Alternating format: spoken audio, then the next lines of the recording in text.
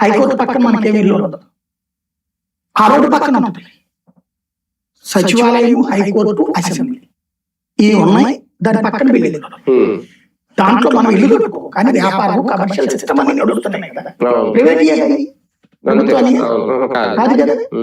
మొత్తం మీద ఒక 500 ఎకరాలు 1000 ఎకరాలు ఉంటుంది ప్రభుత్వానికి సంబంధించిన ఫెసిలిటేటెడ్ మెటీరియల్. అయిపోయింది.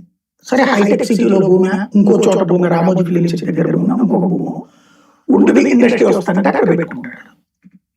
నువ్వు ఇక్కడ అట్లాగా ఓ భూమి తీసుకో, 10,000 ఎకరాలు పెట్టుకో, ఇండస్ట్రీలో వస్తుందా, వ్యాపారం వస్తుందా, స్కూల్ వస్తుందా, కాలేజీ వస్తుందా పెట్టుకో, ఒక 1000 ఎకరాలు ఈ కట్టుకో, అయిపోతుంది. మిగతాది వచ్చే లాభం ఆ రైతుకు తెలియవచ్చు కదా. ఇప్పుడు అక్కడ ఇవాళ ఇక్కడ భూములు కొనుక్కున్నటువంటి వాళ్ళలో పార్టీ నాయకులందరూ ఉన్నారు. ఎవరి భూములు అయ్యి? రైతు భూములు కదా.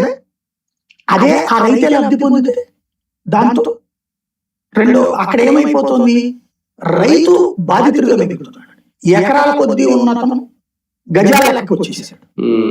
ఎక్కడ ఉంటుందో కూడా తెలియదు, అది ఎప్పుడు పోతుందో తెలియదు. ఇప్పుడు అతని బిడ్డ తరం అయిపోయింది, ఒక తరం అయిపోయింది.